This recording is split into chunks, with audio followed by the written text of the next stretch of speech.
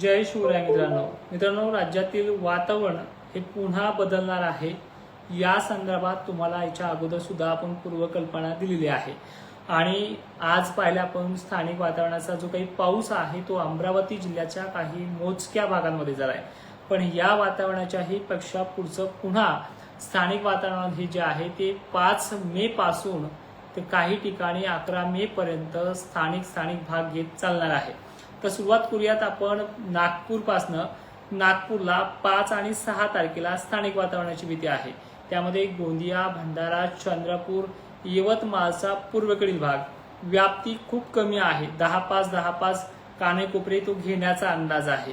पण ज्या 14 मे पासून ते 16, 17, 18, 19 मे पर्यंत जे काही वातावरण दुसऱ्या टप्प्यातलं चालणार आहे त्याची मात्र व्याप्ती इकडे बीड जिल्हा, परभणी, लातूर, नांदेड, हिंगोली, वाशिम, बुलढाणा जिल्हा, छत्रपती संभाजीनगर, कोल्हापूर या भागाचा समावेश त्याच्यामध्ये आहे।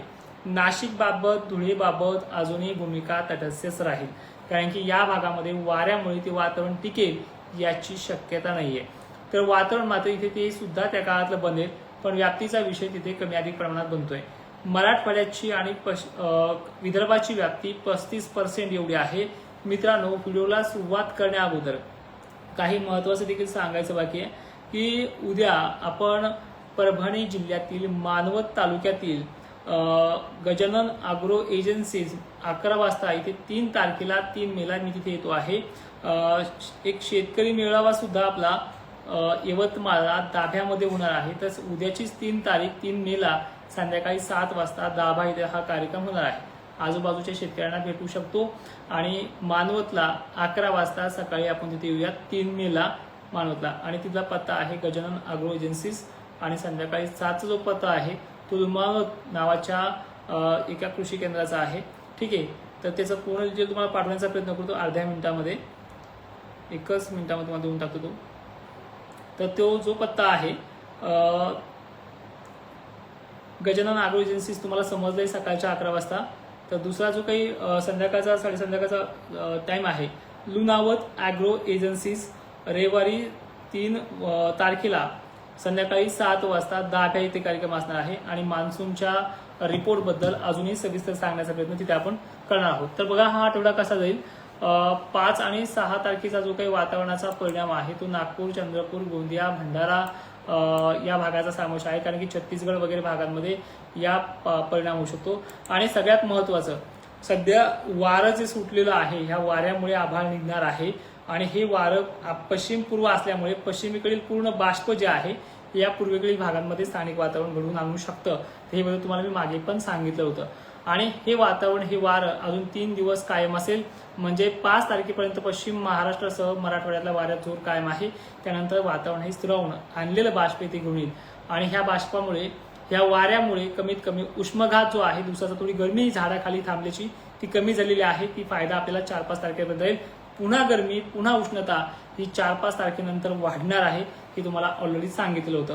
तर परिस्थिती बघा, 5 तारखेला 6 तारखेला वारे जे आहे थोडे उत्तर दक्षिण वाहण्याचा प्रयत्न करतील आणि त्यामुळे नांदेड जिल्ह्यामध्ये, हिंगोली, वाशिममध्ये ढगाळलेली परिस्थिती पाहायला मिळेल। पावसाची शक्यता नॉर्मल आहे।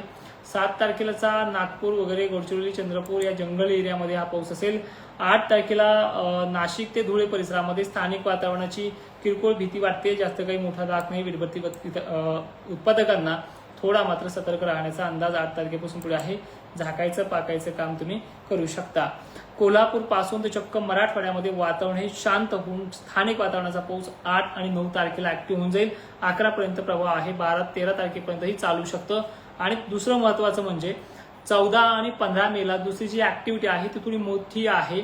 35 ते 40 ची व्याप्ती घेऊन येणारा पाऊस जो आहे तो सध्या आपण जर पाहिलं तर महाराष्ट्रावरती त्याला अजून कालावधी बाकी आहे, पण तो पाऊस 15-16 पासून ते चक्क 20 तारखेपर्यंत तरी चालेल। 18 मे पर्यंत त्याची कन्सल्टेशन मॉडेलनुसार दिसतात, पण तो 20-22 पर्यंत तरी चालेल अशी शक्यता आहे। मित्रांनो, एक स्वरूप असं आहे, मी तुम्हाला मगाशी प्रेझेंटेशन अशा पद्धतीने केलंय की 30 एप्रिलला शेतकऱ्यांना मान्सून हा 20 जून पर्यंत लांबलेला दाखवलाय आणि लगेच 1 मेला तो मान्सून 5 जून पर्यंत दाखवलाय। म्हणजे अशा दोन्ही शक्यतेनुसार महाराष्ट्रामध्ये बातम्यामध्ये सुद्धा गोंधळ चाललेला आहे। मान्सूनची भूमिका आपण जी ठाम ठेवली होती ती ठामपणे दिसते आहे आणि ती राहणार सुद्धा आहे. आणि मात्र अनेक जणांनी आपले निर्णय हे पूर्णपणे बदलून आता असं सांगतायत की असं बी होऊ शकतं ना असं बी होऊ शकतं. ठाम भूमिका अजूनही नाही, पण एक विनंती आहे, जूनमध्ये पेरण्या सुरळीत पार पडतील आणि त्या 3 टप्प्यामध्ये पार पडतील. तुम्हाला ऑलरेडी माहिती आहे, पश्चिम महाराष्ट्राची पेरणी वेगळी असते, विदर्भाची पेरणी वेगळी असते आणि पूर्व विदर्भाची देखील पेरण्या वेगळ्या असतात. त्यामुळे जास्त काही घाबरायचं काही काम नाही. जुलै महिन्याच्या 2-4 तारखेपर्यंत सगळ्या पेरण्या आटपून जातीलच. त्यानंतर परिस्थिती एखाद्या खंडाची जाणवते आहे, जुलैमध्ये थोडाफार आणि ऑगस्टमध्ये थोडाफार. पण पावसाची जी काही जोरदार सुरुवात आहे ती ऑगस्ट सप्टेंबर दरम्यान चांगली असणार आहे. पाण्याचा तळ्याचा वगैरे प्रश्न सगळा मिटणार आहे. जवळपास 83 ते 85% एवढा पाऊस मोठा आहेच यावर्षी, जो 2024ची तुलनात्मक बराबरी करू शकतो. पण 2025 सारखा पाऊस मागच्या अनेक वेळा पाहिला आपण, तो कधी झालेला नव्हता. ढगफुटी, अतिवृष्टी सारखा दिवाळीच्या नंतरही बरसणं, हे मागच्या कितीतरी वर्षापूर्वी हा पाऊस मोठा झाला होता. त्यामुळे 2025ची बरोबरी करू नका, मागच्या 24ची इतकी बरोबरी तो करू शकतो. अल्निनो आहे पण तीव्रता कमी आहे, हे देखील तुम्हाला स्पष्टता 5 मार्चच्या रिपोर्टमध्ये सांगितलेलं आहे. बाकी ह्या मे बद्दलच्या पावसाबद्दल किंवा 7-8 तारखेच्या पावसाबद्दल तुम्हाला व्हिडिओच्या सुरुवातीपासून सांगितलंय. पुन्हा एकदा थोडक्यामध्ये सांगण्याचा प्रयत्न करतोय की कोल्हापूर जे असेल, नाशिक वगैरे क्षेत्र जे असतील, काही बेळगावचे अनेक भाग असतील, हे 9 पासून सुरुवात करतोय आणि 5 मेला आणि 6 मेला हा नागपूर, चंद्रपूर, गोंदिया या भागाचा समावेश घेत थोडाफार स्थानिक वातावरणाचा आहे आणि थोडी व्याप्ती मोठी असलेला पाऊस तो मात्र 14-15 पासून पुढे आहे. तर जय शिवराय, धन्यवाद.